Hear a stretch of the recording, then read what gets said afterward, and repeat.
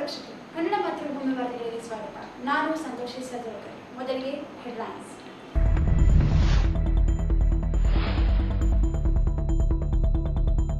ಆರನೇ ಕನ್ನಡದಲ್ಲಿ ವಿಜ್ಞಾನ ಸಮ್ಮೇಳನ, ವೈಜ್ಞಾನಿಕ ಮನೋಭಾವ ಬೆಳೆಸಲು ಒತ್ತು ನೀಡಿ ಎಂಎಸ್ ಬಸವರಾಜ್.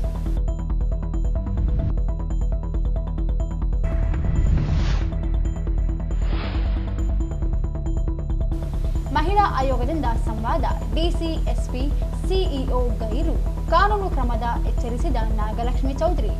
ಮಹಿಳೆಯರಿಂದ ದೂರುಗಳು ಮಹಾಪುರ.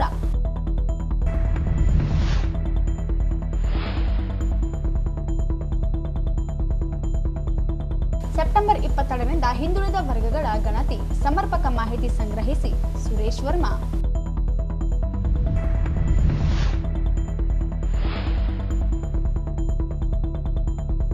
ವಾರ್ಡ್ ನಂಬರ್ 3ರಲ್ಲಿ ವಿಧಾನ ಪರಿಷತ್ ಸದಸ್ಯ ಎ ವಸಂತ್ ಕುಮಾರ್ ಅವರಿಗೆ ಸನ್ಮಾನ, ಬಡಾವಣೆ ಸಮಸ್ಯೆಗಳಿಗೆ ಸ್ಪಂದಿಸುವ ಭರವಸೆ.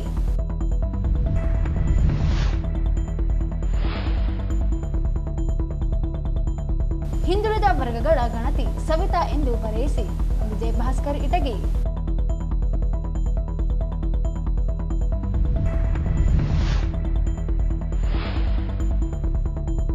ಹಿಂದುಳಿದ ವರ್ಗಗಳ ಗಣತಿ ಹೂಗಾರ್ ಎಂದು ಬರೆಯಿಸಿ ಶಂಕರ್ ಹೂಗಾರ್.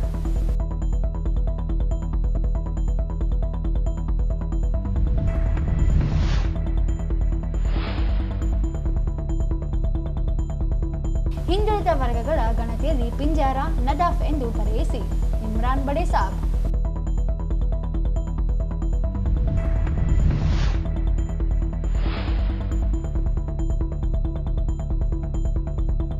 ದ್ವಿಚಕ್ರ ವಾಹನ ದುರಸ್ತಿ ತರಬೇತಿ ಪೂರ್ಣಗೊಳಿಸಿದ ಅಭ್ಯರ್ಥಿಗಳಿಗೆ ಪ್ರಮಾಣ ಪತ್ರ ವಿತರಣೆ ಕಾರ್ಯಕ್ರಮ. ವಾರ್ತೆಗಳ ವಿವರ.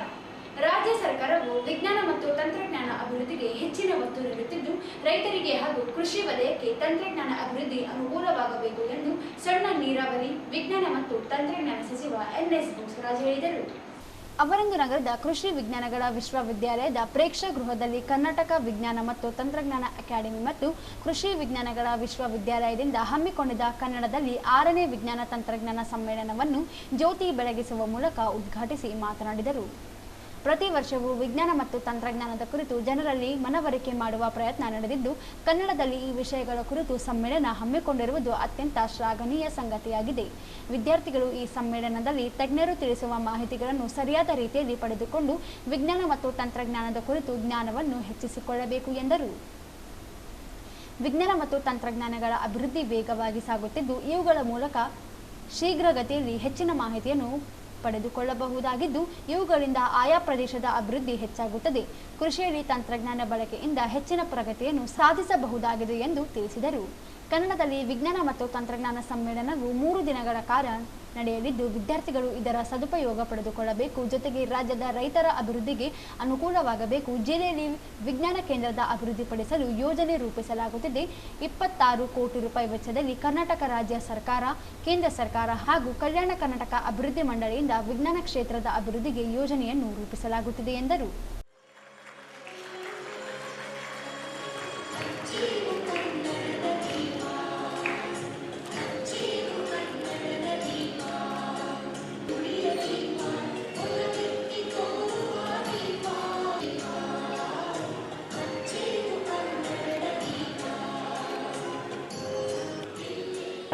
ಮತ್ತು ಚರ್ಚೆ ಕನ್ನಡದಲ್ಲಿ ನಡೆತಕ್ಕಂಥ ಒಂದು ಸಂಪ್ರದಾಯದಂತೆ ಈ ಕಾರ್ಯಕ್ರಮ ನಡೀತಾ ಇದೆ.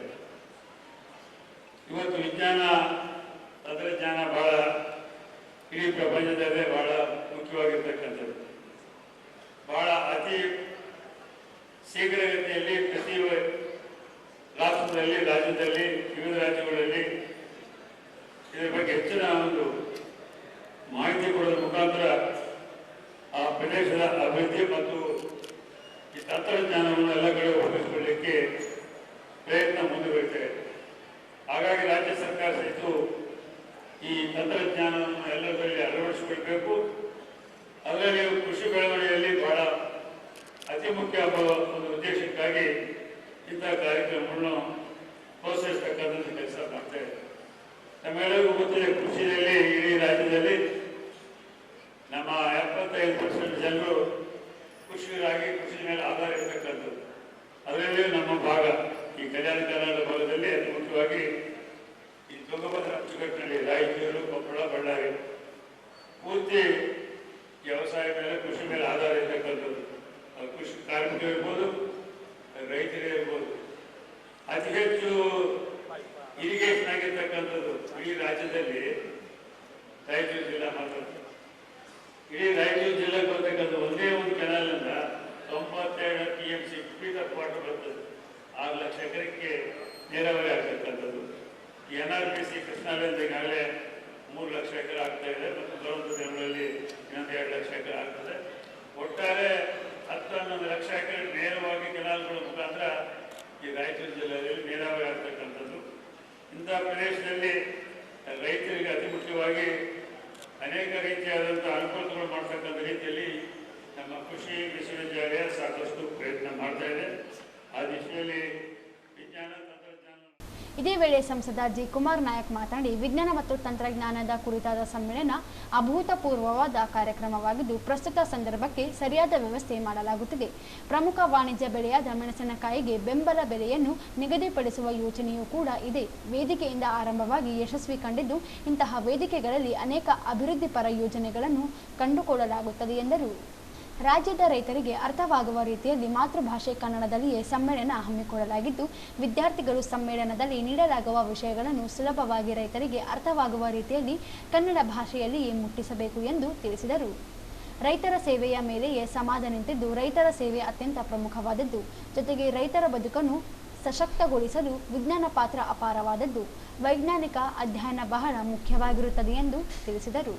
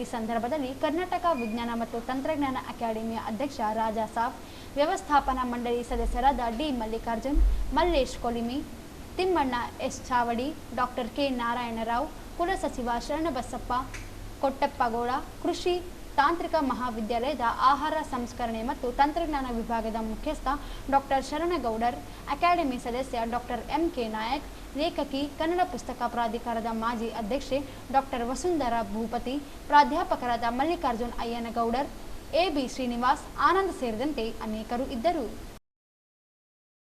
ಕಳೆದ 3 ದಿನಗಳಿಂದ ಜಿಲ್ಲೆಯಲ್ಲಿ ಪ್ರವಾಸ ಕೈಗೊಂಡಿದ್ದು ಲಕ್ಷಾಂತರ ಸಮಸ್ಯೆಗಳಿದ್ದು, ಜಿಲ್ಲಾಧಿಕಾರಿ, ಜಿಲ್ಲಾ ಪಂಚಾಯತ್ ಸಿಇಒ, ಜಿಲ್ಲಾ ಪೊಲೀಸ್ ವರಿಷ್ಠಾಧಿಕಾರಿಗಳು ಸ್ಪಂದನೆ ಇಲ್ಲ.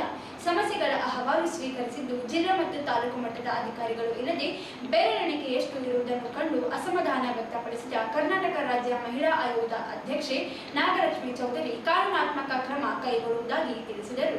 ಕರ್ನಾಟಕ ರಾಜ್ಯ ಮಹಿಳಾ ಆಯೋಗ, ಜಿಲ್ಲಾಡಳಿತ, ಜಿಲ್ಲಾ ಪಂಚಾಯತ್ ಹಾಗೂ ಮಹಿಳಾ ಮತ್ತು ಮಕ್ಕಳ ಅಭಿವೃದ್ಧಿ ಇಲಾಖೆ ಸಂಯುಕ್ತ ಆಶ್ರಯದಲ್ಲಿ ಮಹಿಳಾ ಸ್ಪಂದನ ಕಾರ್ಯಕ್ರಮ, ಮಹಿಳಾ ಯೋಜನೆಗಳ ಪ್ರಗತಿ ಪರಿಶೀಲನಾ ಸಭೆ ಹಾಗೂ ಪೋಷಣಾ ಮಾಸಾಚರಣೆ ಕಾರ್ಯಕ್ರಮ ಉದ್ಘಾಟಿಸಿದರು. ಬಳಿಕ ಜನರಿಂದ ಸಮಸ್ಯೆಗಳ ಅಹವಾಲು ಸ್ವೀಕರಿಸಿ ಸಂಬಂಧಿಸಿದ ಅಧಿಕಾರಿಗಳು ಉತ್ತರ ನೀಡಲು ಅಧಿಕಾರಿಗಳೇ ಇಲ್ಲದೆ ಇರುವುದು ಕಂಡು ಅಧಿಕಾರಿಗಳ ವಿರುದ್ಧ ಗರಂ ಆದರು. ರಾಜ್ಯದ 22 ಜಿಲ್ಲೆಗಳಲ್ಲಿ ಪ್ರವಾಸ ಮಾಡಿದ್ದೇನೆ, ಆದರೆ ಸಮಸ್ಯೆಗಳಿಗೆ ಸ್ಪಂದಿಸುವ ಅಧಿಕಾರಿಗಳಿಲ್ಲ. ಜೊತೆಗೆ ಕಳೆದ 3 ದಿನಗಳಿಂದ ಜಿಲ್ಲೆಯಲ್ಲಿ ಪ್ರವಾಸ ಮಾಡಿದ್ದೇನೆ. ಮಹಿಳಾ ಆಯೋಗ ಅಧ್ಯಕ್ಷರು ಬಂದರು, ಜಿಲ್ಲಾಧಿಕಾರಿ, ಜಿಲ್ಲಾ ಪಂಚಾಯತ್ ಸಿಇಒ, ಜಿಲ್ಲಾ ಪೊಲೀಸ್ ವರಿಷ್ಠಾಧಿಕಾರಿ ಸ್ಪಂದನೆ ನೀಡಿಲ್ಲವೆಂದು ಅಸಮಾಧಾನ ಹೊರಹಾಕಿದರು. ಸ್ಥಳದಲ್ಲಿ ಮಹಿಳೆಯರ ಮೇಲಾಗುವ ಲೈಂಗಿಕ ದೌರ್ಜನ್ಯ ಕುರಿತು ನಂತರದಲ್ಲಿ ಜಿಲ್ಲೆಯಾದ್ಯಂತ ಈ ಕರಪತ್ರಗಳ ಪ್ರಚಾರವನ್ನು ಕೈಗೊಳ್ಳಲಾಗುತ್ತದೆ ಅಂತ ಹೇಳಿ ಎಲ್ಲರೂ ತಿಳ್ಕೊತೇನೆ.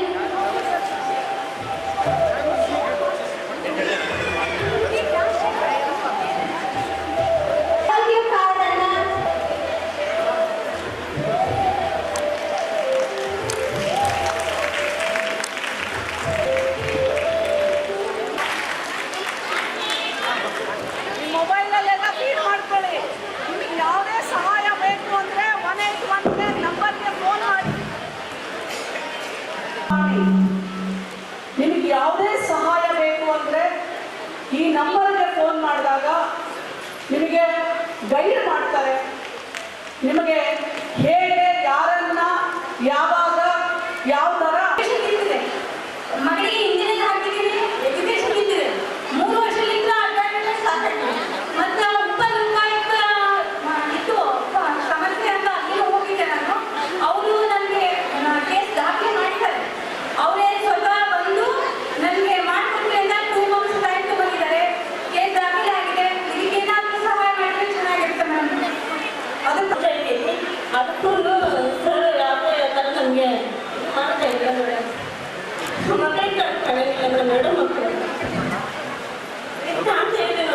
ಡಿಸೇಬಲ್ಡ್ ಅಧಿಕಾರಿ ಆಗಿದ್ದೀರಾ? ಬಂದಿದ್ದಾರೆ ಶ್ರೀದೇವಿ ಮೇಡಮ್. ನೋಡಮ್ಮ ಅವ್ರಿಗೆ ಮೇಡಮ್ ನಾನು ನೀವು ಹೋಗಿ ಅವ್ರಿಗೆ ಏನಿದೆ ಬೇರೆ ಆಫೀಸರ್ಸ್ ಈ ಮಕ್ಕಳಿಗೆ ಒಳ್ಳೆ ಮಾಡಿಕೊಟ್ಟೆ ಮೇಡಮ್.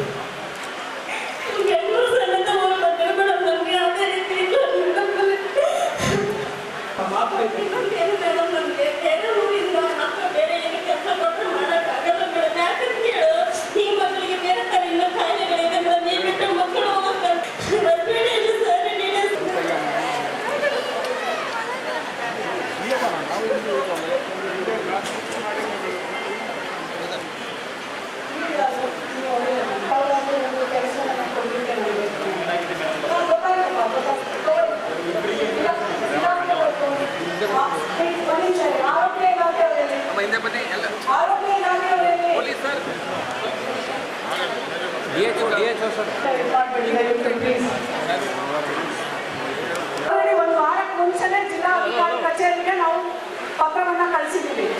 ಅವರು ಕೇಳೋ ಪ್ರತಿಯೊಂದಕ್ಕೂ ನೀವು ಸ್ಪಂದಿಸದೆ ಹೋದ್ರೆ ಈ ಸಭೆಯನ್ನ ಮುಕ್ತಾಯ ಮಾಡಬೇಕಾಗುತ್ತೆ.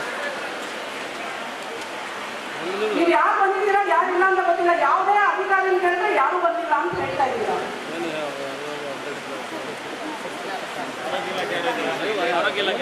ಮಾತಾಡ್ಬೇಕು, ನಾವು ಒಬ್ಬರೇ ಮಾತಾಡೋಕೆ ಆಗೋದಿಲ್ಲ.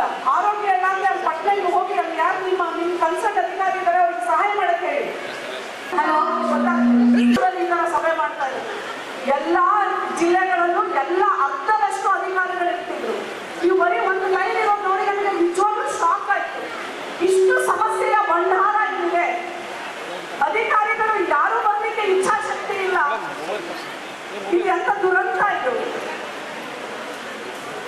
1:15 ಕಾದಿದ್ದೀನಿ ನಾನು. ಇರುವಂತ ಜಿಲ್ಲೆ, ಇಷ್ಟು ದೊಡ್ಡ ಸಭೆ, ಇಷ್ಟೊಂದು ಜನ ಮಹಿಳೆಯರು.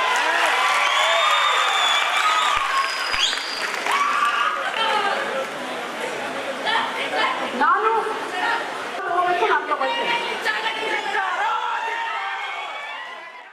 ಜಿಲ್ಲೆಯಲ್ಲಿ ಲಕ್ಷಾಂತರ ಸಮಸ್ಯೆ ಸರಮಾಲೆಯೇ ಇದೆ. ಇದಕ್ಕೆ ಉತ್ತರ ನೀಡಬೇಕಾದವರೇ ಇಲ್ಲದೆ ಇರುವುದರಿಂದ ಸಭೆಯನ್ನು ಮೊಟಕುಗೊಳಿಸುವುದಾಗಿ ತಿಳಿಸಿದರು. ಕ್ಷಣಾರ್ಧದಲ್ಲಿ ಬಗೆಹರಿಸುವ ಸಮಸ್ಯೆ ಇದ್ದರೂ ಅಧಿಕಾರಿಗಳು 3-4 ವರ್ಷಗಳಿಂದ ಕಚೇರಿಗೆ ಅಲೆದಾಡಿಸುತ್ತಿದ್ದು ಕಂಡು ಅಧಿಕಾರಿಗಳ ವಿರುದ್ಧ ಆಕ್ರೋಶ ವ್ಯಕ್ತಪಡಿಸಿದರು. ನಗರ ಪ್ರದೇಶದಲ್ಲಿನ ಗೀತಾ ಎನ್ನುವವರ ಮನೆಯ ಆಸ್ತಿಗೆ ಈ ಖಾತೆ ನೀಡಲು ಕಳೆದ 3 ವರ್ಷಗಳಿಂದ ಪಾಲಿಕೆಗೆ ಅಲೆದಾಡುತ್ತಿದ್ದು ಉತ್ತರ ನೀಡಬೇಕಾದ ಪಾಲಿಕೆ ಅಧಿಕಾರಿಗಳು ಸ್ಥಳದಲ್ಲಿ ಇಲ್ಲದೆ ಇರುವುದು ಕಂಡು ಅಸಮಾಧಾನ ಹೊರಹಾಕಿದರು.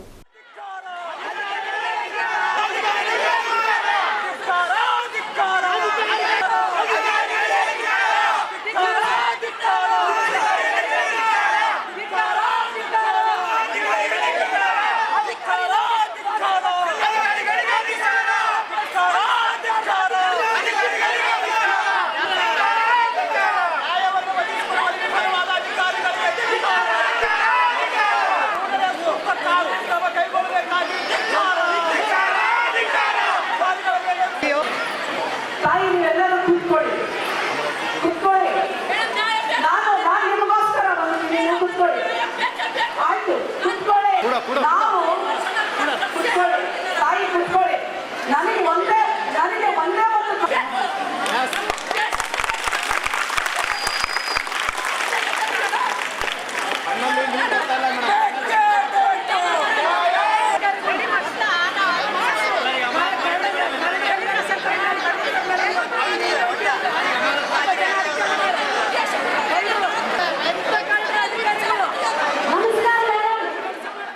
ಕಳೆದ 3 ದಿನಗಳಿಂದ ಜಿಲ್ಲೆಯಲ್ಲಿ ಪ್ರವಾಸ ಕೈಗೊಂಡು ಸಮಸ್ಯೆ ಆಲಿಸಲು ಜೊತೆಗೆ ಪರಿಹಾರ ನೀಡುವ ಕೆಲಸ ಮಾಡುತ್ತಿದ್ದು ಅಧಿಕಾರಿಗಳಿಗೆ ಮುಂಚಿತವಾಗಿ ಮಾಹಿತಿ ಇದ್ದರೂ ಬರದೇ ಇರುವುದು ಕಂಡು ಬಂದಿದ್ದು ಅಧಿಕಾರಿಗಳ ವಿರುದ್ಧ ಸರ್ಕಾರಕ್ಕೆ ಪತ್ರ ಬರೆದು ಕಾನೂನಾತ್ಮಕ ಕ್ರಮ ಕೈಗೊಳ್ಳುವುದಾಗಿ ಹೇಳಿದರು.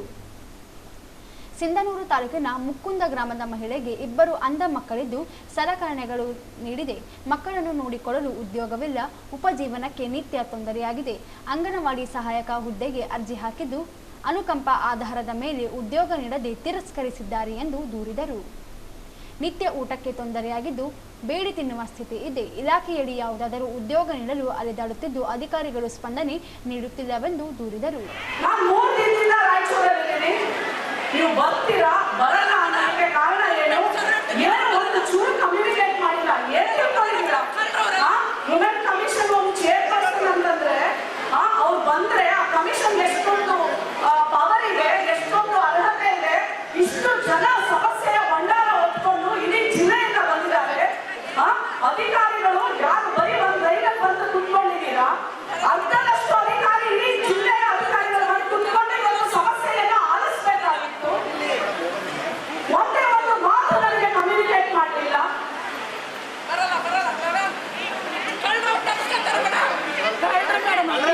ಈಗ ನಿಮ್ಮ ಸಮಸ್ಯೆಗಳನ್ನು ಎಲ್ಲ ತಗೊಳ್ತೀನಿ ನಾನು. ಅವ್ರ ಅಧಿಕಾರಿಗಳು ಬರ್ದೇ ಹೋಗಿ ನಿಮ್ಮ ಸಮಸ್ಯೆಗಳನ್ನು ಎಲ್ಲವನ್ನು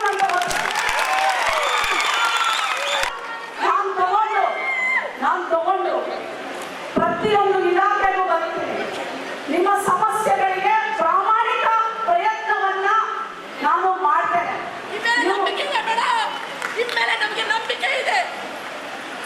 ಅಧಿಕಾರಿಗಳ ಮೇಲೆ ನೋಡಿ, ನಾನು ಸಮಸ್ಯೆಗಳನ್ನ ತಗೊಳ್ತೇನೆ, ಆಯ್ತಾ?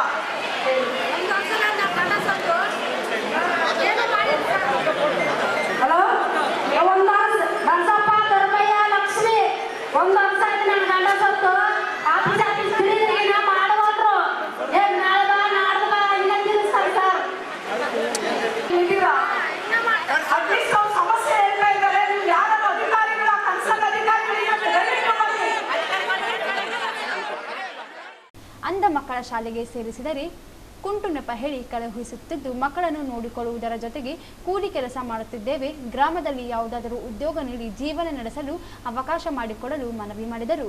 ಈ ಸಂದರ್ಭದಲ್ಲಿ ಹೆಚ್ಚುವರಿ ಪೊಲೀಸ್ ಅಧೀಕ್ಷಕ ಕುಮಾರಸ್ವಾಮಿ, ಮಹಿಳಾ ಮತ್ತು ಮಕ್ಕಳ ಅಭಿವೃದ್ಧಿ ಇಲಾಖೆ ಉಪನಿರ್ದೇಶಕ ನವೀನ್ ಕುಮಾರ್, ಡಿಡಿಎಲ್ಆರ್ ಅಧಿಕಾರಿ ರೇಷ್ಮಾ, ಜಿಲ್ಲಾ ಪಂಚಾಯಿತಿ ಯೋಜನಾ ಅಧಿಕಾರಿ ಶರಣಬಸವ ಸೇರಿದಂತೆ ಅನೇಕರು ಇದ್ದರು.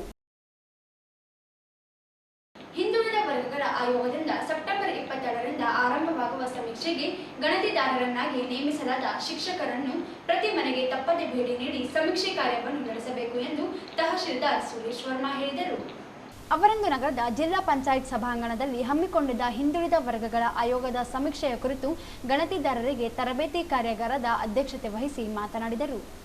ತಾಲೂಕು ವ್ಯಾಪ್ತಿಯಲ್ಲಿ ಪ್ರತಿಯೊಂದು ಮನೆಗೂ ತಪ್ಪದೆ ಭೇಟಿ ನೀಡಿ ಆಯೋಗದಿಂದ ನೀಡಲಾದ 60 ಅಂಶಗಳನ್ನು ಸರಿಯಾದ ರೀತಿಯಲ್ಲಿ ಭರ್ತಿ ಮಾಡಬೇಕು. ಸಮೀಕ್ಷೆ ಸಂದರ್ಭದಲ್ಲಿ ಮಾಹಿತಿ ನೀಡುವ ಮನೆಯ ಸದಸ್ಯರೊಂದಿಗೆ ಸಭ್ಯವಾಗಿ ವರ್ತಿಸಬೇಕು ಎಂದು ತಿಳಿಸಿದರು. ಈಗಾಗಲೇ ಆರ್ಆರ್ ನಂಬರ್ ಅನ್ವಯ ಮನೆಗಳಿಗೆ ಸ್ಟಿಕ್ಕರ್ ಅಂಟಿಸಲಾಗಿದ್ದು, ಒಂದು ವೇಳೆ ಯಾವುದಾದರೂ ಮನೆಗೆ ಸ್ಟಿಕ್ಕರ್ ಇಲ್ಲದೆ ಇದ್ದಲ್ಲಿ ಅಂತಹ ಮನೆಗಳಿಗೂ ತೆರಳಿ ಮಾಹಿತಿಯನ್ನು ಸಂಗ್ರಹಿಸಬೇಕು ಎಂದರು. ಕೆಲವು ಪ್ರದೇಶಗಳಲ್ಲಿ ಅಲೆಮಾರಿ ಸಮುದಾಯದ ಜನರು ಶೆಡ್ಗಳನ್ನು ಹಾಕಿಕೊಂಡಿರುತ್ತಾರೆ. ಅಂತಹ ಸಮುದಾಯಗಳ ಬಳಿಯೂ ಭೇಟಿ ನೀಡಿ ಆಧಾರ್ ಕಾರ್ಡ್ ಪಡೆದು ಮಾಹಿತಿಯನ್ನು ಸಂಗ್ರಹಿಸಬೇಕು. ಮಾಹಿತಿಗಳನ್ನು ಆಯೋಗದಿಂದ ನೀಡಲಾದ ಆ್ಯಪ್ನಲ್ಲಿ ಯಾವುದೇ ತಪ್ಪಿಲ್ಲದಂತೆ ದಾಖಲಿಸಬೇಕು ಎಂದು ಸೂಚನೆ ನೀಡಿದರು. ಜನರು ಈ ಸಮೀಕ್ಷೆ ಬಗ್ಗೆ ಬಹಳ ಅಪಾರ್ಥ ಪಡಿಸ್ಕೊಂಡಿದ್ದಾರೆ. ಇದು ಕೇವಲ ಜಾತಿ ಗಣತಿ, ಜಾತಿ ಅದು ಇದು ಆ ಕಲಮ ಧರ್ಮ ತೆರೆ ಕೆಡಿಸಿಕೊಂಡಿದ್ದಾರೆ. ಬಟ್ ಸರ್ಕಾರದ ಉದ್ದೇಶ ಏನು ಅನ್ನೋದಕ್ಕೆ ಅರ್ಥ ಮಾಡ್ಕೊಳ್ಳಲು ಸ್ವಲ್ಪ ವಿಧಾನವಾಗಿ ನಮ್ಮ ಮ್ಯಾನೇಜರ್ ಸರ್ ಹೇಳಿದಂಗೆ, ಒಂದು ಸರ್ಕಾರದ ಯೋಜನೆಯನ್ನು ರೂಪಿಸಬೇಕಾಗಿತ್ತಂದ್ರೆ ಆ ರಾಜ್ಯದ ಜನಸಂಖ್ಯೆ, ಆ ರಾಜ್ಯದ ಸಾಮಾಜಿಕ ಸ್ಥಿತಿಗತಿ, ಆ ರಾಜ್ಯದಲ್ಲಿರುವಂತಹ ಮಾನವ ಸಂಪನ್ಮೂಲದ ಶೈಕ್ಷಣಿಕ ಸ್ಥಿತಿಗತಿ, ಕುಲಕಸಬು, ಉಪಕಸಬು, ಕಾರ್ಖಾನೆಗಳಲ್ಲಿ ಏನ್ ಕೆಲಸ ಮಾಡ್ತಾರ, ಎಷ್ಟು ಜನ ಗ್ರಾಜುಯೇಟ್ ಅದಾರ, ಎಷ್ಟು ಜನ ಗ್ರಾಜುಯೇಟ್ ಆಗಿ ನಿರುದ್ಯೋಗಿ ಅದಾರ, ಎಷ್ಟು ಜನ ಅವಿದ್ಯಾವಂತರಾಗಿ ನಿರುದ್ಯೋಗಿ ಅದಾರ, ಎಷ್ಟು ಜನ ಅವಿದ್ಯಾವಂತರಾಗಿ ಒಂದು ಕಾರ್ಖಾನೆಯ ಮ್ಯಾನೇಜರ್ ಆಗಿದ್ದಾರೆ, ಎಷ್ಟು ಜನ ವಿವಿಧ ಹಂತದಲ್ಲಿ ಕೆಲಸ ಮಾಡ್ತಾ ಇದ್ದಾರೆ. ಈ ಎಲ್ಲ ಮಾಹಿತಿಗಳನ್ನ ಕ್ರೋಢೀಕರಣ ಮಾಡಿ ಸರ್ಕಾರದ ಮುಂದೆ ಮುಂಬರುವಂತ 10 ವರ್ಷಕ್ಕೆ ಯೋಜನೆಗಳನ್ನು ರೂಪಿಸುವುದಕ್ಕಾಗಿ ಈ ಸಮೀಕ್ಷೆ.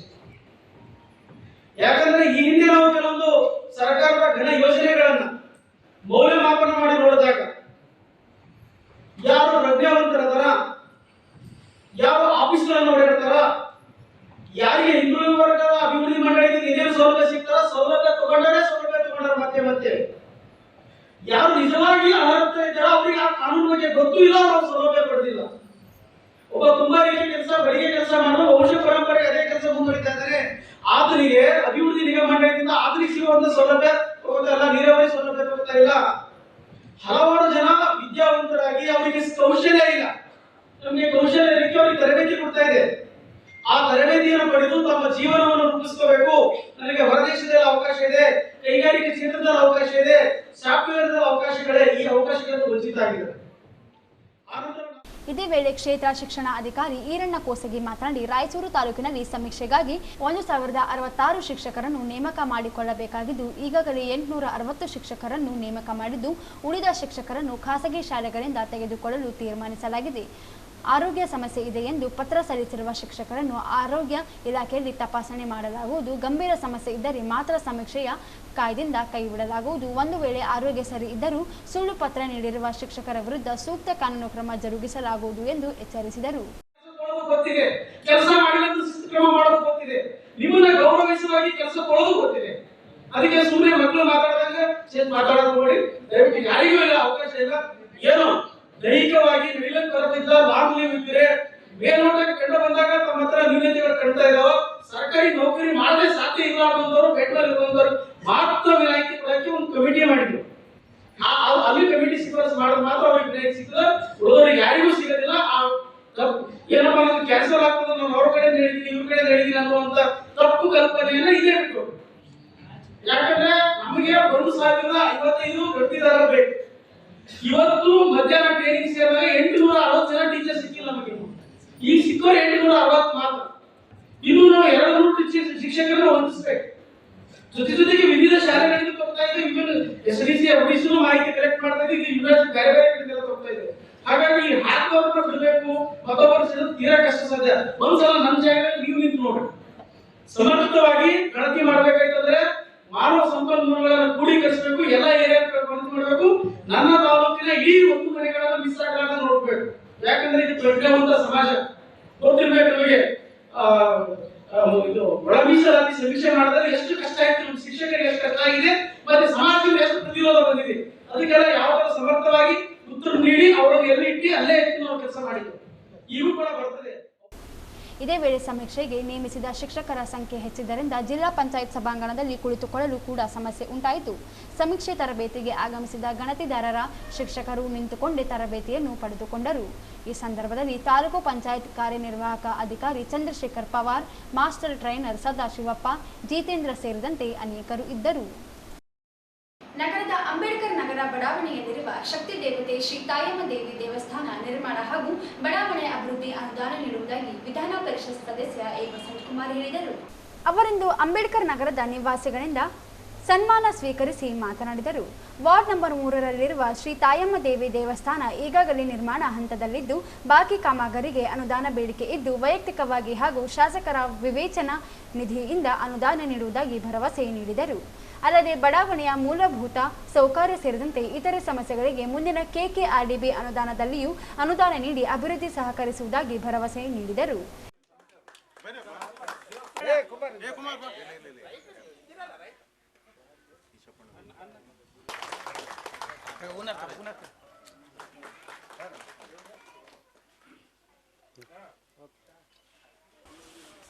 ಸ್ವಲ್ಪ ಸೈಡಿನ ಮಾಡಿ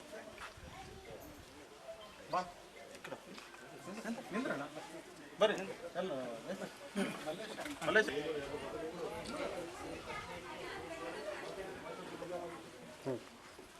ವಾರ್ಡ್ ನಂಬರ್ 3ರ ಅಂಬೇಡ್ಕರ್ ನಗರ ಮತ್ತು ಪಕ್ಕದ ಬಡಾವಣೆಗಳ ಎಲ್ಲ ನಾಗರಿಕರು ಇಲ್ಲಿಗೆ ನನ್ನನ್ನು ಆಹ್ವಾನಿಸಿ ಇಲ್ಲಿ ಭಾಳ ಅತ್ಯಂತ ಭಕ್ತಿ ಭಾವನೆಯಿಂದ ಎಲ್ಲರೂ ಕೂಡಿ ಶಕ್ತಿ ದೇವತೆಯ ತಾಯಮ್ಮ ಗುಡಿ ದೇವಸ್ಥಾನವನ್ನು ನಿರ್ಮಾಣ ಮಾಡಿದ್ದಾರೆ. ನಿರ್ಮಾಣ ಅಂತಿಮ ಹಂತದಲ್ಲಿದೆ. ಆ ದೇವಸ್ಥಾನ ನಿರ್ಮಾಣಕ್ಕೆ ಇನ್ನೂ ಉಳಿದಂಥ ಕಾಮಗಾರಿಗಳಿಗೆ ಅನುದಾನವನ್ನು ಕೊಡಬೇಕಂತೇಳಿ ಮನವಿಯನ್ನು ಕೂಡ ಸಲ್ಲಿಸಿದ್ದಾರೆ. ನಾನಿವತ್ತು ಬಡಾವಣೆಗೆ ಭೇಟಿ ನೀಡಿ ತಾಯಮ್ಮ ದೇವಿಯ ದರ್ಶನವನ್ನು ಮಾಡಿಕೊಂಡು ಇಲ್ಲಿ ಒಂದು ಉತ್ತಮವಾದಂಥ ವಾತಾವರಣ ಇದೆ. ಮಹಿಳೆಯರು ಎಲ್ಲ ಇಲ್ಲಿನ ನಾಗರಿಕರು, ಹಿರಿಯರು, ಯುವಕರು ಎಲ್ಲರೂ ಸೇರಿ ಈ ಒಂದು ದೇವಸ್ಥಾನದ ಆವರಣದಲ್ಲಿ ಎಲ್ಲರೂ ಕೂಡ ಇಲ್ಲಿ ಬಂದು ತಾಯಮ್ಮ ದೇವಿಯ ಒಂದು ಗುಡಿಯನ್ನು ಕಟ್ಟಲಿಕ್ಕೆ ಎಲ್ಲರೂ ಕೂಡ ಸಹಾಯ ಮಾಡಿದ್ದಾರೆ. ನಾನು ಕೂಡ ನನ್ನ ಅನುದಾನದಲ್ಲಿ ಮತ್ತು ವೈಯಕ್ತಿಕವಾಗಿ ಕೂಡ ನಾನು ದೇವಸ್ಥಾನದ ಉಳಿದ ಕಾಮಗಾರಿಗಳಿಗೆ ಸಹಕಾರಿಯಾಗಿರ್ತೇನೆ ಮತ್ತು ಅನುದಾನ ನೀಡುತ್ತೇನೆ ಅಂತೇಳಿ ಈ ಸಂದರ್ಭ ಹೇಳ್ತಾ, ಇದಲ್ಲದೆ ಈ ಬಡಾವಣೆಯ ಮೂಲಭೂತ ಸೌಕರ್ಯಗಳು ಏನೇನಿವೆ ಅಂತೇಳಿ ನಾನು ಸ್ವಲ್ಪ ಮಾಹಿತಿಯನ್ನು ತೆಗೆದುಕೊಂಡು ಮುಂದಿನ KKRDB ಅನುದಾನದಲ್ಲಿ ಈ ಬಡಾವಣೆಯಲ್ಲಿ ರಸ್ತೆ, ಒಳಚರಂಡಿ ಮತ್ತು ಚರಂಡಿ ಕಾಮಗಾರಿಗಳನ್ನು ನಾನು ಕೈಗೊಳ್ಳಲಿಕ್ಕೆ ಈಗಲೇ ನಾನು ಈ ಸಂದರ್ಭದಲ್ಲಿ ಎಲ್ಲರ ಸಮಕ್ಷಮದಲ್ಲಿ ಭರವಸೆ ನೀಡುತ್ತೇನೆ. ಎಲ್ಲರಿಗೂ ಕೂಡ ನಮಸ್ಕಾರ. ಈ ಸಂದರ್ಭದಲ್ಲಿ ವೆಂಕಟೇಶ್ ಮೇಸ್ತ್ರಿ, ಮಲ್ಲೇಶ್ ಮೇಸ್ತ್ರಿ, ಕುಮಾರ್, ಗೋವಿಂದರಾಜು ಹೊಸೂರ್, ಸುಂಕಪ್ಪ, ಸೋಲಾಪುರ ಹನುಮಂತ, ಮಹೇಶ್ ಸೇರಿ ಅನೇಕರು ಇದ್ದರು. ಈಗ ಜಾಹೀರಾತು. 16ನೇ ವರ್ಷದ ಶರಣ್ಣ ನವರಾತ್ರಿ ಮಹೋತ್ಸವ ದಿನಾಂಕ 22/9/2025 ಸೋಮವಾರ 1/10/2025 ಆಯುಧ ಪೂಜೆ ದಿವಸ ಗಣಹೋಮ, ರುದ್ರಹೋಮ, ಅನ್ನದಾಸೋಹ ಇರುತ್ತದೆ. ತನು ಮನ ಧನವೆಂಬ ತ್ರಿಕರಣ ಸೇವೆ ಸಲ್ಲಿಸಿ ದೇವಿಯ ಕೃಪೆಗೆ ಪಾತ್ರರಾಗಬೇಕಾಗಿ ವಿನಂತಿ.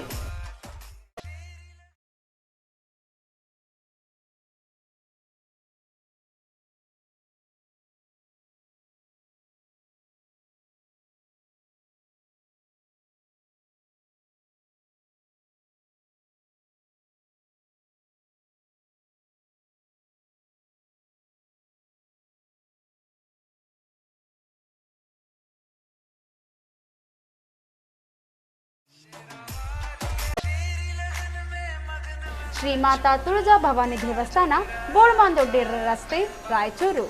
ಸರ್ವ ಭಕ್ತಾದಿಗಳಿಗೆ ಹಾರ್ದಿಕ ಸ್ವಾಗತ ಕೋರುವವರು ಸಾಗರ್ ಪಾಟೀಲ್. ಹಿಂದುಳಿದ ವರ್ಗಗಳ ಜಾತಿ ಗಣತಿಯಲ್ಲಿ ನಾಯಿಂದ ನಾಯದರ ಸೇರಿದಂತೆ 28 ಉಪಪಂಗಡಗಳು ಕ್ರಮ ಸಂಖ್ಯೆ A-1561ರಲ್ಲಿ ಸವಿತಾ ಎಂದು ಬರೆಯಿಸಬೇಕೆಂದು ಸವಿತಾ ಸಮಾಜದ ಮುಖಂಡ ವಿಜಯ್ ಭಾಸ್ಕರ್ ಇಟಗಿ ಹೇಳಿದರು. ಅವರಿಂದು ಮಾಧ್ಯಮಗೋಷ್ಠಿ ಉದ್ದೇಶಿಸಿ ಮಾತನಾಡಿ, ಸೆಪ್ಟೆಂಬರ್ 22ರಿಂದ ಹಿಂದುಳಿದ ವರ್ಗಗಳ ಸಾಮಾಜಿಕ ಆರ್ಥಿಕ ಗಣತಿ ಪ್ರಾರಂಭವಾಗಲಿದ್ದು, ಗಣತಿಗೆ ಬರುವವರ ಗಣತಿದಾರರಿಗೆ ಧರ್ಮದ ಕಲಂನಲ್ಲಿ ಹಿಂದೂ ಜಾತಿ ಕಲಂನಲ್ಲಿ ಸವಿತಾ ಎಂದು ಬರೆಯಿಸಬೇಕಿದೆ. ಹಜಾಮ ಎಂಬ ಪದ ನಿಷೇಧಿಸಲಾಗಿದ್ದರಿಂದ ಸವಿತಾ ಎಂದು ಬರೆಯಿಸಬೇಕೆಂದರು. ಮೈಸೂರು ಮಹಾರಾಜರ ಕಾಲದಿಂದಲೂ ಸವಿತಾ ಸಮಾಜ ಅಸ್ತಿತ್ವದಲ್ಲಿದೆ. ಆದರೆ ಕ್ಷೌರಿಕ ವೃತ್ತಿಯನ್ನು ಮಾಡುವ ಹಡಪದರು ಪ್ರತ್ಯೇಕವಾಗಿ ಬರೆಯಿಸುತ್ತಿದ್ದಾರೆ. ಆಹಾರ ಪದ್ಧತಿ, ಆಚರಣೆಗಳಲ್ಲಿ ಭಿನ್ನತೆ ಇದ್ದು ಪ್ರತ್ಯೇಕ ಗುರುತಿಸಿಕೊಳ್ಳಲು ಬಯಸಿದ್ದರಿಂದ ಹಡಪದ ಎಂದು ಬರೆಯಿಸುತ್ತಿದ್ದಾರೆ. ನಮ್ಮ ಸಮಾಜ ಉಪಪಂಗಡಗಳು ಸವಿತಾ ಎಂದು ಬರೆಯಿಸಬೇಕೆಂದರು. ಗಣತಿಯಲ್ಲಿ ಅನೇಕ ಗೊಂದಲಗಳಿವೆ. ಕ್ರಿಶ್ಚಿಯನ್ ಎಂದು ಸೇರ್ಪಡೆ ಮಾಡಿರುವ ಕುರಿತು ಆಕ್ಷೇಪಣೆ ಸಲ್ಲಿಸಲಾಗಿದೆ ಎಂದು ಹೇಳಿದರು. ವಿಶೇಷವಾಗಿ ಇದರಲ್ಲಿ 1561 ಕ್ಯಾಸ್ಟ್ಗಳನ್ನು ಉಲ್ಲೇಖ ಮಾಡಿದೆ. 1561 ಕ್ಯಾಸ್ಟ್ಗಳನ್ನು ಉಲ್ಲೇಖ ಮಾಡಿದೆ. ಮತ್ತು ಇನ್ನೂ ಒಂದು 4 ಶಾಸನಗಳನ್ನು ಕೊಟ್ಟಿದ್ದಾರೆ. ಜಾತಿ ಗೊತ್ತಿಲ್ಲ ಅನ್ನುವಂಥದ್ದು, ಇನ್ನೊಂದು ಹೇಳಲು ಇಚ್ಛಿಸದೇ ಇರುವಂಥದ್ದು, ಇನ್ನೊಂದು ಇಷ್ಟ ಇಲ್ಲ ಅನ್ನುವಂಥದ್ದು ಕೂಡ ಇದರಲ್ಲಿ ಸೇರಿಸಿದೆ. ಮತ್ತು ಈ ಒಂದು ಜಾತಿ ಸಮೀಕ್ಷೆ ಸಾಮಾಜಿಕ ಮತ್ತು ಶೈಕ್ಷಣಿಕ ಒಂದು ಇದರಲ್ಲಿ 110 ಒಂದು ಬುಕ್ಲೆಟ್ ಇದೆ. ಅದರಲ್ಲಿ ಒಳ್ಳೆಯ ರೀತಿಯ ಮಾನದಂಡಗಳನ್ನು ಒಳಗೊಂಡಿರುವಂಥ ಒಂದು ಸಮೀಕ್ಷೆ ಇದೆ ಅಂತ ನನ್ನ ಒಂದು ವೈಯಕ್ತಿಕವಾದಂಥ ಅಭಿಪ್ರಾಯ. ಆದರೂ ಕೂಡ ಕೆಲವು ನ್ಯೂನತೆಗಳು ಕೂಡ ಅದರಲ್ಲಿ ಇದ್ದಾವೆ. ಉದಾಹರಣೆ ಹೇಳಬೇಕಾದ್ರೆ 48 ಕ್ಯಾಸ್ಟ್ಗಳಿಗೆ ಕ್ರಿಶ್ಚಿಯನ್ಸ್ ಅನ್ನುವ ಶಬ್ದವನ್ನು ಸೇರಿಸಿದ್ದಾರೆ. ಅದು ನಮ್ಮ ಸವಿತಾ ಸಮಾಜವಾಗಿ ಮತ್ತು ನನ್ನದು ವಿರೋಧ ಇದೆ ಅನ್ನುವಂಥದ್ದು ಇಷ್ಟು ಬಯಸ್ತಾ, ವಿಶೇಷವಾಗಿ ಸವಿತಾ ಸಮಾಜದ ಬಗ್ಗೆ ಉಲ್ಲೇಖ ಮಾಡಬೇಕಾದ್ರೆ ಈ ಸಮಾಜವನ್ನು ಅತಿ ಪುರಾತನದಿಂದ ನಾಯಿಂದ ಅಥವಾ ಇನ್ನೊಂದು ಪದ ಅದು ಸರ್ಕಾರ ನಿಷೇಧ ಮಾಡಿದೆ, ಅದನ್ನು ಹೇಳಕ್ಕೆ ಬಯಸಂಗಿಲ್ಲ. ಆ ಶಬ್ದ ಕೂಡ ಸರ್ಕಾರ ಗೆಜೆಟ್ನಿಂದ ತೆಗೆದುಹಾಕಿ ಸವಿತಾ ಅನ್ನುವಂಥ ಶಬ್ದವನ್ನು ಗೆಜೆಟ್ನಲ್ಲಿ ಉಲ್ಲೇಖ ಮಾಡಿದೆ. ಅದೇ ರೀತಿಯಾಗಿ BJP ಸರ್ಕಾರ ಕೂಡ ರಾಜ್ಯ ಸವಿತಾ ಸಮಾಜ ಅಭಿವೃದ್ಧಿ ನಿಗಮ ಅನ್ನುವಂಥದ್ದು ಕೂಡ ಮಾಡಿದೆ. ನಮಗೆಲ್ಲ ಖುಷಿ ಆಗೋ ವಿಷಯ ಏನಂತಂದರೆ ನಮ್ಮ ಒಂದು ಶಾಲಾ ಸರ್ಟಿಫಿಕೇಟ್ಗಳಲ್ಲಿ ನಾಯಿಂದ ಅಥವಾ ಆ ಶಬ್ದವನ್ನು ಹೇಳ್ತೀವಿ ಯಜಾಮ ಅನ್ನುವಂಥ ಅಥವಾ ಚೌರಿಕ ಅನ್ನುವಂಥ ಶಬ್ದಗಳು ನಾವು ಓದುವಂಥ ಸರ್ಟಿಫಿಕೇಟ್ನಲ್ಲಿ ಇತ್ತು. ಹಾಗಾಗಿ ಬರ್ತಾ ಅದು ಆಗಿ ಆಮೇಲೆ ಅಡಪದ ಅನ್ನುವಂಥ ಶಬ್ದ ಕೂಡ ನಾವು ಸೇರಿಸ್ಕೊಂಡ್ವಿ. ಆಮೇಲೆ ನಮ್ಮ ದೀರ್ಘವಾದಂಥ ಹೋರಾಟ ಮನವಿಗಳ ಮುಖಾಂತರ ರಾಜ್ಯ ಸರ್ಕಾರ ಸ್ಪಂದಿಸಿ ಈ ಶಬ್ದಗಳನ್ನು ನಿಷೇಧ ಮಾಡಿ ಈ ಒಂದು ನಿಷೇಧ ಶಬ್ದಗಳಿಗೆ ಪರ್ಯಾಯವಾಗಿ ಸವಿತಾ ಅನ್ನುವಂಥ ಶಬ್ದವನ್ನು ಸೇರಿಸಬೇಕು ಅಂತೇಳಿ ಗೆಜೆಟ್ ನೋಟಿಫಿಕೇಶನ್ ಮಾಡಿದೆ. ಹೀಗಾಗಿ ಈ ನಿಷೇಧ ಪದಗಳನ್ನು ಬದಲಾಗಿ ಸವಿತಾ ಅನ್ನುವಂಥ ಜಾತಿ ಪದದಲ್ಲಿ ನಾವು ಸೇರಿಸಬೇಕು. ವಿಶೇಷವಾಗಿ ಕ್ರಮ ಸಂಖ್ಯೆ ಎ ಅಲ್ಲಿ 1561 ಕ್ರಮ ಸಂಖ್ಯೆ ಎ 1561ರಲ್ಲಿ ಜಾತಿಯಲ್ಲಿ ಸವಿತಾ ಅನ್ನುವಂಥ ಜಾತಿಯನ್ನು ಸೇರಿಸಬೇಕು. ಧರ್ಮದಲ್ಲಿ ಸಮಾಜ ಅಧ್ಯಕ್ಷ ವಿ ಗೋವಿಂದ್ ಮಾತನಾಡಿ, ನಗರದಲ್ಲಿ ಸವಿತಾ ಸಮಾಜ ಸದಸ್ಯತ್ವ ಅಭಿಯಾನ ನಡೆಸಲಾಗುತ್ತಿದೆ. ಜೊತೆಗೆ ಸಮೀಕ್ಷೆಯನ್ನು ನಡೆಸಿ ನಗರದಲ್ಲಿ ವಾಸಿಸುವ ಜನರ ಮಾಹಿತಿ ಸಂಗ್ರಹಿಸಲಾಗುತ್ತಿದೆ ಎಂದರು. ಈ ಸಂದರ್ಭದಲ್ಲಿ ಶ್ರೀನಿವಾಸ್ ನಡಗಲದಿನ್ನಿ, ವೆಂಕಟೇಶ್ ವೇಲೂರು, ಸುಮಾ ಅಶೋಕ್ ಗಸ್ತಿ, ಗಾಯತ್ರಿ, ಡಿ ಸೀತಾರಿ, ರಾಜು, ಭೀಮಣ್ಣ, ಅನಿಲ್, ಉರುಕುಂಡಿ, ಬಿ ಬಸವರಾಜ್ ಇದ್ದರು. ಹಿಂದುಳಿದ ವರ್ಗಗಳ ಗಣತಿಯಲ್ಲಿ ಹೂಗಾರ ಸಮಾಜದ ಬಾಂಧವರು ಧರ್ಮದ ಕಾಲಂನಲ್ಲಿ ಹಿಂದೂ ಜಾತಿ ಕಲಂನಲ್ಲಿ ಹೂಗಾರ ಎಂದು ಬರೆಯಿಸಬೇಕೆಂದು ಅಖಿಲ ಕರ್ನಾಟಕ ಹೂಗಾರ್ ಸೇವಾ ಸಂಘದ ರಾಜ್ಯಾಧ್ಯಕ್ಷ ಶಂಕರ ಹೂಗಾರ್ ಮನವಿ ಮಾಡಿದರು. ಅವರಿಂದು ಮಾಧ್ಯಮಗೋಷ್ಠಿ ಉದ್ದೇಶಿಸಿ ಮಾತನಾಡಿ, ಹೂಗಾರ, ಪೂಜಾರಿ, ಜೀರ, ಗುರುವ, ಪೂಜಾರ, ಪುಲಾರಿ, ಪೂಲ್ಮಾಲಿ, ಮಲೆಗಾರ, ತಾಂಬೋಳಿ ಎಂದೆಲ್ಲ ವಿವಿಧೆಡೆ ಕರೆಯಲಾಗುತ್ತಿದೆ. 12ನೇ ಶತಮಾನದಿಂದಲೂ ಬಸವಣ್ಣನವರ ತತ್ವಾದರ್ಶನಗಳನ್ನು ಪಾಲಿಸಿಕೊಂಡು ಕಾಯಕ ಜೀವಿಗಳಾಗಿ ಜೀವನ ಮಾಡುತ್ತಿರುವ ಹೂಗಾರ ಸಮಾಜ ಕುಲವೃತ್ತಿ ಹೂ ಕಟ್ಟುವುದು, ಪೂಜೆ ಮಾಡುವ ಕೆಲಸ ಮಾಡುತ್ತಾ ಬಂದಿದೆ. ಗಣತಿಯಲ್ಲಿ ಧರ್ಮ ಕಲಂ 8ರಲ್ಲಿ ಹಿಂದೂ ಎಂದು, ಜಾತಿ ಕಲಂನಲ್ಲಿ A0497ರಲ್ಲಿ ಕಡ್ಡಾಯವಾಗಿ ಹೂಗಾರ ಎಂದು ನಮೂದಿಸಬೇಕೆಂದರು. ಕುಲ ಕಸುಬ ಕಾಲಂನಲ್ಲಿ ಹೂಗಾರಿಕೆ, ಪೂಜಾರಿಕೆ ಎಂದು ನಮೂದಿಸಬೇಕೆಂದರು. ಮಹಾ ಸೇವಾ ಮಹಾಸಭಾ ನಾನು ಮನವಿ ಮಾಡ್ಕೋದೇನೆಂದರೆ, ಈಗ ಕರ್ನಾಟಕ ರಾಜ್ಯ ಹಿಂದುಳಿದ ವರ್ಗಗಳ ಆಯೋಗ ರಾಜ್ಯದ ಸಾಮಾಜಿಕ ಮತ್ತು ಶೈಕ್ಷಣಿಕ ಸಮೀಕ್ಷೆಯನ್ನು ಈ 2025ರ ಮನೆ ಸಮೀಕ್ಷೆಯನ್ನು ಇದೇ ದಿನಾಂಕ 22/9/2025ರಿಂದ ಅಕ್ಟೋಬರ್ 7ರವರೆಗೆ ಈ ರಾಜ್ಯಾದ್ಯಂತ ಈ ಒಂದು ಸಮೀಕ್ಷೆಯನ್ನು ಹಮ್ಮಿಕೊಂಡಿದೆ. ಇಂತಹ ಒಂದು ಸಂದರ್ಭದಲ್ಲಿ ಕರ್ನಾಟಕದಲ್ಲಿ ವೃತ್ತಿ ಬದುಕಿನ ಜೊತೆಗೆ ಇನ್ನಿತರ ಎಲ್ಲ ಸೇವೆಗಳನ್ನು ಮಾಡ್ತಾ ವೃತ್ತಿಯಿಂದಲೇ ಒಂದು ಅಮೂರ್ತ ನಾಮವನ್ನು ಪಡೆದಂಥ ನಾವು ಹೂವೃತ್ತಿ ಕೊಡುವಂತಹ ಕಾಯಕದಿಂದ ನಾವೆಲ್ಲ ಹೂಗಾರಿಸ್ಕೊಂಡಿದ್ದೇವೆ.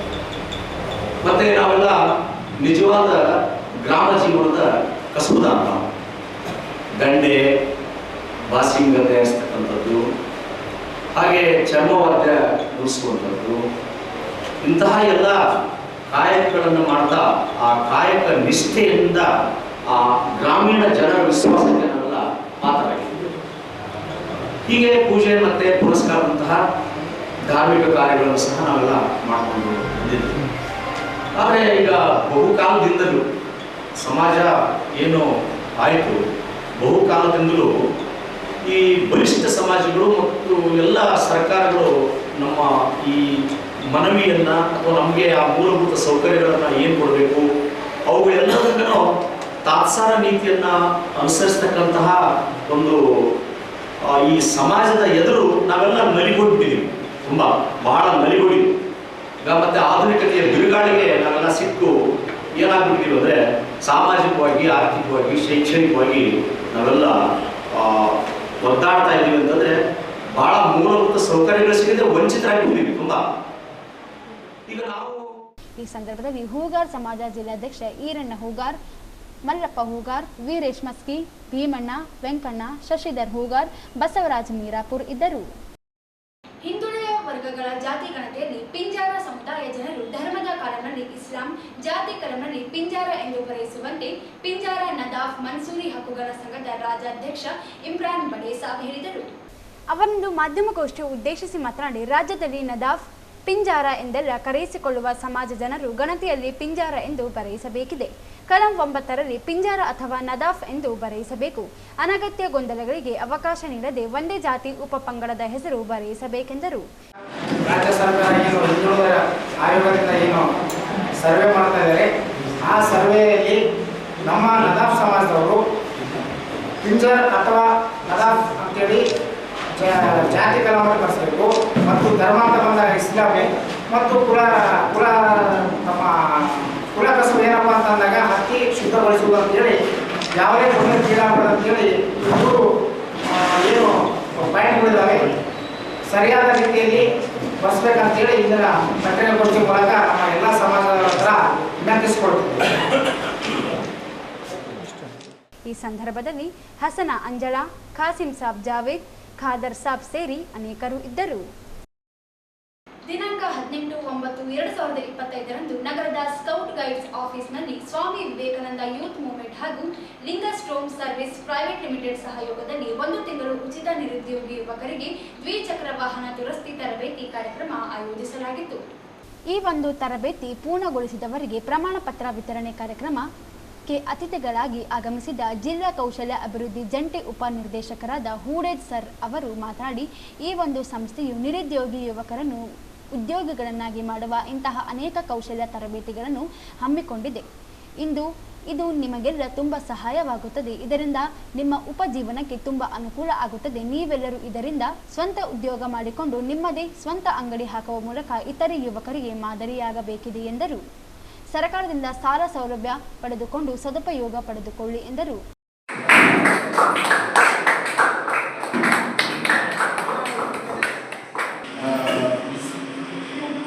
ಈ ಒಂದು ವಿವೇಕ ಗ್ರಾಮೀಣಾಭಿವೃದ್ಧಿ ಜೀವನಾಧಾರ ಕೇಂದ್ರ ರಾಯಚೂರು ವತಿಯಿಂದ ಆಗಿರತಕ್ಕಂಥ ಈ ಒಂದು ಪ್ರಮಾಣ ಪತ್ರ ವಿತರಣೆ ಕಾರ್ಯಕ್ರಮದ ವೇದಿಕೆ ಮೇಲೆ ಆಸೀನರಾಗಿರ್ತಕ್ಕಂಥ ಎಲ್ಲ ಸಂಸ್ಥೆಯ ಮುಖ್ಯಸ್ಥರೇ ಮತ್ತು ಬಜಾಜ್ ಶೋರೂಮ್, ಯಮಹಾ ಶೋರೂಮ್ನ ವ್ಯವಸ್ಥಾಪಕರುಗಳೇ ಹಾಗೂ ಸ್ವಾಮಿ ವಿವೇಕಾನಂದ ಯೂತ್ ಮೂವ್ಮೆಂಟ್ನ ಅಂಗಸಂಸ್ಥೆಯಾದ ವಿವೇಕ ಗ್ರಾಮೀಣ ಜೀವನಾಧಾರ ಕೇಂದ್ರ ರಾಯಚೂರಿನ ಎಲ್ಲ ವಿಕಾರೇತರ ಮಿತ್ರರೇ ಹಾಗೂ ಈ ತರಬೇತಿಯಲ್ಲಿ ಭಾಗವಹಿಸಿ ತರಬೇತಿ ಪ್ರಮಾಣ ಪತ್ರವನ್ನು ಪಡೆದುಕೊಂಡು ಮುಂದೆ ಒಂದು ನಿಮ್ಮ ವೃತ್ತಿಯನ್ನು ಪ್ರಾರಂಭ ಮಾಡಲಿಕ್ಕೆ ಎಲ್ಲ ನನಗೆ ಭಾಳ ಖುಷಿ ಆಗ್ತಾ ಇದೆ. ಸ್ವಲ್ಪ ಸಂಕ್ಷಿಪ್ತವಾಗಿ ಅಂದರೆ ಎಲ್ಲ ತರಬೇತಿಗಳನ್ನು ಕೇಳಿದೆ, ಆದರೆ ಈ ತರಬೇತಿ ಹಾಗೆ ಹಮ್ಮಿಕೊಳ್ಳಲಾಗಿದೆ ಅನ್ನುವಂಥದ್ದು ವಿಷಯವನ್ನು ನಮ್ಮ ತಿಳ್ಕೊಂಡೆ ಭಾಳ ಖುಷಿಯಾಗಿ ಇಲ್ಲಿ ನೀವೆಲ್ಲ ಹೆಚ್ಚಿಗೆ ನಾನು ಹೇಳೋದಿಲ್ಲ, ಯಾಕಂತಂದರೆ ಈಗಾಗಲೇ ನೀವು 50 ದಿನಗಳ ಅವಧಿಯಲ್ಲಿ ಟ್ರೈನಿಂಗ್ ಅನ್ನು ಎಕ್ಸ್ಪೋಜರ್ ಆಗಿದೆ. ಇಲ್ಲಿ ಲೈವ್ ಆಗಿ ಡೆಮೋ ಸ್ಕಿಲ್ ಟ್ರೈನಿಂಗ್ ಆಗಿರ್ತದೆ. ಆಮೇಲೆ ಲೈವ್ ಆಗಿ ಅಲ್ಲಿ ಪ್ರಾಕ್ಟಿಕಲ್ ಆಗಿ ನೀವು ಆ ಶೋರೂಮ್ನಲ್ಲಿ ಕೆಲಸ ಮಾಡಿರ್ತೀರಿ. ನಿಮಗೆ ಈ ಒಂದು ಆ್ಯಕ್ಟಿವಿಟಿ ಬಗ್ಗೆ 2 ವೀಲರ್ ಮೆಕ್ಯಾನಿಕ್ ಮೆಕ್ಯಾನಿಕ್ ಆಗಿ ಯಾವ ರೀತಿಯಾಗಿ ನಾನು ಇರಬೇಕು, ತಯಾರಿ ಆಗಬೇಕು ಅನ್ನೋದ್ರ ಬಗ್ಗೆ ಎಲ್ಲ ಸಂಸ್ಥೆಯ ನಿರ್ದೇಶಕರು ಹಾಗೂ ಸಾಮಾಜಿಕ ಆರ್ಥಿಕ ಸಬಲೀಕರಣ ಕಾರ್ಯಕ್ರಮಗಳ ಮುಖ್ಯರು ಡಾಕ್ಟರ್ ಡೆನಿಸ್ ಚೌಹಾನ್ ಮೈಸೂರು ಅವರು ಮಾತನಾಡಿ, ಸಂಸ್ಥೆಯು 12 ವರ್ಷಗಳಿಂದ ನೀರು ನೈರ್ಮಲ್ಯ, ಕೌಶಲ್ಯ, ಮಹಿಳಾ ಸಬಲೀಕರಣ ಕಾರ್ಯಕ್ರಮಗಳನ್ನು ಮಾಡುತ್ತಾ ಬಂದಿದ್ದು, ಕಳೆದ 3 ವರ್ಷಗಳಿಂದ ನಿರುದ್ಯೋಗಿ ಮಹಿಳೆಯರು, ಯುವಕರಿಗೆ ಸ್ವಯಂ ಉದ್ಯೋಗಕ್ಕೆ ಬೇಕಾಗಬಹುದಾದ ಕೌಶಲ್ಯ ತರಬೇತಿಗಳನ್ನು ಆರಂಭಿಸಿದ್ದು, ಇಲ್ಲಿಯವರೆಗೂ ವಿವಿಧ ತರಬೇತಿಗಳನ್ನು ಮಾಡಿದ್ದು ಸಾವಿರಾರು ಅಭ್ಯರ್ಥಿಗಳು ತರಬೇತಿ ಪೂರ್ಣಗೊಳಿಸಿ ಸುಮಾರು ಜನ ತಪ್ಪದೆ ಸ್ವಂತ ಉದ್ಯೋಗ ಮಾಡಿಕೊಂಡು ಅದೆಷ್ಟೋ ಉದಾಹರಣೆಗಳು ನಮ್ಮ ಮುಂದಿದೆ. ಅದರಲ್ಲೂ ಮಹಿಳೆಯರಿಗೆ ವಿಶೇಷವಾಗಿ ಬ್ಯೂಟಿಷಿಯನ್, ಫ್ಯಾಷನ್ ಡಿಸೈನಿಂಗ್ ತರಬೇತಿಗಳನ್ನು ನಡೆಸುತ್ತಿದ್ದು, ಇದರಲ್ಲಿ ನೂರಾರು ಮಹಿಳೆಯರಿಗೆ ತರಬೇತಿ ಪೂರ್ಣಗೊಳಿಸಿದ ನಂತರ ಅದರಲ್ಲಿ ಕಡು ಬಡವರನ್ನು ಗುರುತಿಸಿ ಅವರಿಗೆ ದಾನಿಗಳಿಂದ ಪಡೆದ ಹೋಲಿಗೆ ಯಂತ್ರ ಕೊಡುವ ಕೆಲಸ ಕೂಡ ಮಾಡುತ್ತಿದೆ. ಇಲ್ಲಿಯವರೆಗೂ 15 ಹೊಲಿಗೆ ಯಂತ್ರ ಉಚಿತವಾಗಿ ವಿತರಿಸಲಾಗಿದೆ. ಇದರಿಂದ ಈ ಒಂದು ಕುಟುಂಬ ಆದಾಯದ ಮೂಲ ಕಂಡುಕೊಳ್ಳುವ ರೀತಿ ಆಗಿದ್ದು, ಇಂದು ತಾವೆಲ್ಲರೂ 1 ತಿಂಗಳು ದ್ವಿಚಕ್ರ ವಾಹನ ದುರಸ್ತಿ ತರಬೇತಿ ಪೂರ್ಣಗೊಳಿಸಿ ನಿಮ್ಮ ಕಾಯಕ ಆರಂಭಿಸಿ ಎಂದರು. ನಿಮಗೆಲ್ಲ ಶುಭವಾಗಲಿ ಎಂದರು. ಕರೆಕ್ಟ್ ಅಲ್ವಾ? ಅವಾಗ ಆಕ್ಚುಲಿ ಸರ್ ಹೇಳೋ ತರ ತುಂಬಾ ಹಾರ್ಡ್ ವರ್ಕ್ ಇತ್ತು. ನೀವು ಹಳೆ ಮೆಕ್ಯಾನಿಕ್ಸ್ ಎಲ್ಲ ನೋಡಿದ್ರೆ ಅವ್ರ ಡ್ರೆಸ್ ಬೇರೆ ಇರ್ತಿತ್ತು. ಅಲ್ಲಿ ಹೋಗಿ ಹಾಕೊಂಡು ಇಡೀ ಕಲೆ ಆಗಿರೋದೆಲ್ಲ ಗ್ರೀಸು ಆಯಿಲ್ ಎಲ್ಲ ಹಾಕಿ ಅಲ್ಲೇನೆ ಬಿಚ್ಚಿಬಿಟ್ಟು ಬೇರೆ ಶರ್ಟ್ ಹಾಕೊಂಡು ಮನೆಗೆ ಹೋಗ್ತಾ ಇದ್ರು. ಅದು ಮನೆ ಹೋಗಿ ಚೆನ್ನಾಗಿ ಕೈಯೆಲ್ಲ ತಿಂದಿದ್ರೆ ಮಾತ್ರ ಎಲ್ಲ ಗ್ರೀಸ್ ಮತ್ತು ಆಯಿಲ್ ಹೋಗೋದು, ಇಲ್ಲ ಅಂದ್ರೆ ಅದೇ ಆಯಿಲಿನ ಹೋಗ್ತಿತ್ತು ಮುಂಚೆ. ಈಗ ಎಲ್ಲದಕ್ಕೂ ಟೂಲ್ಸ್ ಬಂದಿದೆ. ಈಗ ವೀಲ್ ಬಿಚ್ಚಬೇಕು ಅಂದ್ರೆ ಏನು ಆಟೋ ವೀಲ್ ಆಚೆ ಬಂದ್ರು. ಕರೆಕ್ಟ್. ಈಗ ಡಿಸ್ಕ್ ಬ್ರೇಕ್ ಇದ್ದಾಗ ಡಿಸ್ಕ್ ಬ್ರೇಕ್ ನ ಹೇಗೆ ಕೂರಿಸ್ಬೇಕು ಅಂತ ಗೊತ್ತಿಲ್ಲ ಅಂದ್ರೆ ಏನ್ ಮಾಡ್ತೀರಾ? ವೀಲ್ ಬಿಚ್ಬಿಟ್ಟು ಏನ್ ಮಾಡ್ತೀರಾ? ಟೈರ್ ಅಂತೂ ಬಿಚ್ಬಿಟ್ರಿ ಫುಲ್ ಸ್ಟೈಲ್ ಅಲ್ಲಿ, ಯಾಕಂದ್ರೆ ಮಷೀನ್ ಇದೆ. ವಾಪಸ್ ಪಂಚರ್ ರಿಪೇರ್ ಆಯ್ತು, ವಾಪಸ್ ಫಿಟ್ ಮಾಡ್ಬೇಕಲ್ಲ. ಡಿಸ್ಕ್ ಬ್ರೇಕ್ ಕರೆಕ್ಟ್ ಆಗಿ ಸೆಟ್ಟಿಂಗ್ ಕೊಡ್ಬೇಕು ಅಲ್ಲಿ, ಇಲ್ಲಾಂದ್ರೆ ಡಿಸ್ಕ್ ಬ್ರೇಕ್ ವರ್ಕ್ ಆಗಲ್ಲ. ಸೊ ಸಾಕಷ್ಟು ಚಾಲೆಂಜ್ ಬರುತ್ತೆ. ಯಾವಾಗ ನಿಜವಾಗ್ಲೂ ನಾವು ಯಾವಾಗ ಪ್ರಾಕ್ಟೀಸ್ ಅಲ್ಲಿ ಹೋಗ್ತೀವಿ ಆ ಟೈಮ್. ಇದು ಬೈಕ್ ರೇಸ್ ಎಲ್ಲರೂ ನೋಡಿದ್ದೀರಾ? ಟಿವಿಯಲ್ಲಿ ಬರ್ತಿದ್ರು ಗೊತ್ತಾ? ಈ ಮಂಡಿ ಕೆಳಗಡೆ ರೋಡ್ ಮೇಲೆ ಉಸ್ತಾ ಇರುತ್ತೆ, ಹಿಂಗೆ ಹಿಂಗೆ ಎಲ್ಲ ಹೋಗ್ತಾರೆ, ನೋಡಿದ್ದೀರಾ? ಅವರಲ್ಲಿ ಒಬ್ಬ ವ್ಯಾಲೆಂಟಿನೋ ರಾಸಿ ಅಂತ ಇದ್ದ, ಕೇಳಿದ್ರ ಹೆಸರು? ವ್ಯಾಲೆಂಟಿನೋ ರಾಸಿ ಯೂಶುವಲಿ ನಂಬರ್ 1 ಬರೋದು ಟೂ ವೀಲರ್ ರೇಸ್ ಅಲ್ಲಿ. ಅದೇ ತರ ಮೈಕಲ್ ಶೂಮಾಕರ್ ಇದ್ದ ಇದರಲ್ಲಿ, ನಮ್ಮ ಫಾರ್ಮುಲಾ 1 ಅಲ್ಲಿ, ಗ್ರಾಂಡ್ ಪ್ರಿಕ್ಸ್ ಅಲ್ಲಿ ಎಲ್ಲ ಟೂ ವೀಲರ್ ಅಲ್ಲಿ ವ್ಯಾಲೆಂಟಿನೋ ರಾಸಿ ಇದ್ದ. ಈಗ ಎಲ್ಲರಿಗೂ ಸೇಮ್ ಗಾಡಿ, ಕರೆಕ್ಟ್, ಸೇಮ್ ಮಾಡೆಲ್. ಎಷ್ಟು ಆಕ್ಸಿಲೇಟರ್ ಕಾಲಿಂದ ಹೋಗ್ತೀರಾ ಅವ್ರ ಕೈಯಿಂದ ನೀವು ಟೋಟಲ್ ಹಿಂಗ್ ಎಷ್ಟು ಹಿಡಿತೀರಾ ಅದು ಆ ಸ್ಪೀಡ್ಗೆ ಹೋಗುತ್ತೆ. ಎಲ್ಲ ಗಾಡಿ ಸೇಮ್ 350, 400, 500 ತನಕ ಸ್ಪೀಡ್. ಯೋಚನೆ ಮಾಡೋ ಏನಂದ್ರೆ ಆ ಮೈಕಲ್ ಶೂಮಾಕರ್ ಯಾಕೆ ಗೆಲ್ಲೋದು ಪ್ರತಿ ಸತಿ? ಗಾಡಿ ಅಂತ ಎಲ್ಲ ಒಂದೇ ತರ. ಆ ವ್ಯಾಲೆಂಟಿನೋ ರಾಸಿನೇ ಯಾಕೆ ಟೂ ವೀಲರ್ ಅಲ್ಲಿ ಗೆಲ್ಲೋದು? Two wheeler same, speed same, ಅವ್ನು ಯಾಕೆ ಗೆಲ್ಲೋದು? ಏನಿರ್ಬೋದು? ಇದೇ ಸಂದರ್ಭದಲ್ಲಿ 1 ತಿಂಗಳು ಕಾಲ ಮೊಬೈಲ್ ರಿಪೇರಿ ತರಬೇತಿ ಆರಂಭಿಸಿದ್ದು, ಇದರ ಅಭ್ಯರ್ಥಿಗಳ ಸ್ವಾಗತ ಕಾರ್ಯಕ್ರಮ ಮಾಡಲಾಯಿತು. ನಗರದ 2 ಶೋರೂಮಿನ ವ್ಯವಸ್ಥಾಪಕರಾದ ವೀರೇಶ್, ಸಂತೋಷ್ ರೆಡ್ಡಿ ಮಾತನಾಡಿ, 1 ತಿಂಗಳು ನೀವೆಲ್ಲ ಬೇಸಿಕ್ ತರಬೇತಿ ಪಡೆದುಕೊಂಡಿದ್ದೀರಿ, ಇನ್ನು ಹೆಚ್ಚು ಕಲಿಯಬೇಕು. ಇದಕ್ಕೆ ನಮ್ಮ ಬಜಾಜ್ ಮತ್ತು ಯಮಹಾ ಶೋರೂಮ್ ತಮಗೆ ಕೆಲಸ ಕೊಡಲು ನಾವು ಸಿದ್ಧರಿದ್ದೇವೆ. ತಾವೆಲ್ಲರೂ ನಮ್ಮಲ್ಲೂ ಕೂಡ ಕೆಲಸ ಮಾಡಬಹುದು ಎಂಬುದಾಗಿ ತಿಳಿಸಿದರು. ಈ ಒಂದು ಕಾರ್ಯಕ್ರಮ ಪ್ರಾಸ್ತಾವಿಕ ನುಡಿಯನ್ನು ಸಂಸ್ಥೆಯ ವ್ಯವಸ್ಥಾಪಕರಾದ ಸುರೇಶ್ ಅವರು, ನಿರೂಪಣೆಯನ್ನು ಸಂಯೋಜಕರಾದ ಮಮತಾರವರು ಮಾಡಿದರು. ಸ್ವಾಗತವನ್ನು ನಯನ್ ರವರು ನೆರವೇರಿಸಿದರು. ವಂದನಾರ್ಪಣೆಯನ್ನು ಭೀಮಾಯ್ತ ಮಾಡಿದರು. ಸಿಬ್ಬಂದಿಗಳಾದ ಈರಣ್ಣ, ರಾಜೇಶ್ ಉಪಸ್ಥಿತರಿದ್ದರು. ಕೊನೆಯಲ್ಲಿ ಮತ್ತೊಮ್ಮೆ ಹೆಡ್ಲೈನ್ಸ್.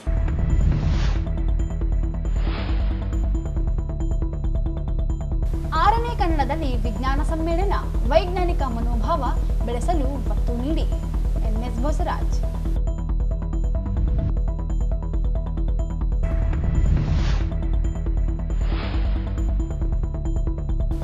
ಮಹಿಳಾ ಆಯೋಗದಿಂದ ಸಂವಾದ, ಡಿಸಿ, ಎಸ್ಪಿ, ಸಿಇಒ ಗೈರು, ಕಾನೂನು ಕ್ರಮದ ಎಚ್ಚರಿಸಿದ ನಾಗಲಕ್ಷ್ಮಿ ಚೌಧರಿ. ಮಹಿಳೆಯರಿಂದ ದೂರುಗಳು ಮಹಾಪುರ.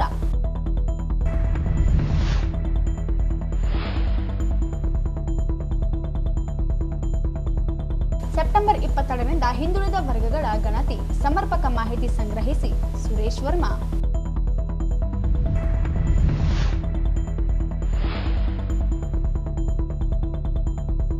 ವಾರ್ಡ್ ನಂಬರ್ 3ರಲ್ಲಿ ವಿಧಾನ ಪರಿಷತ್ ಸದಸ್ಯ ಎ ವಸಂತ್ ಕುಮಾರ್ ಅವರಿಗೆ ಸನ್ಮಾನ.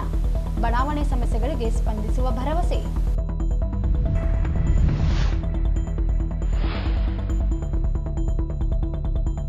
ಹಿಂದುಳಿದ ವರ್ಗಗಳ ಗಣತಿ ಸವಿತಾ ಎಂದು ಬರೆಯಿಸಿ ವಿಜಯ್ ಭಾಸ್ಕರ್ ಇಟಗಿ.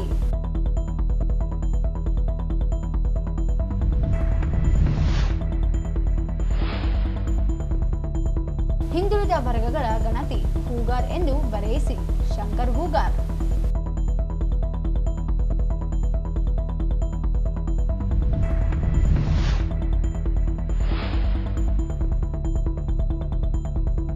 ಹಿಂದುಳಿದ ವರ್ಗಗಳ ಗಣತಿಯಲ್ಲಿ ಪಿಂಜಾರ ನದಾಫ್ ಎಂದು ಬರೆಯಿಸಿ ಇಮ್ರಾನ್ ಬಡೇಸಾಬ್.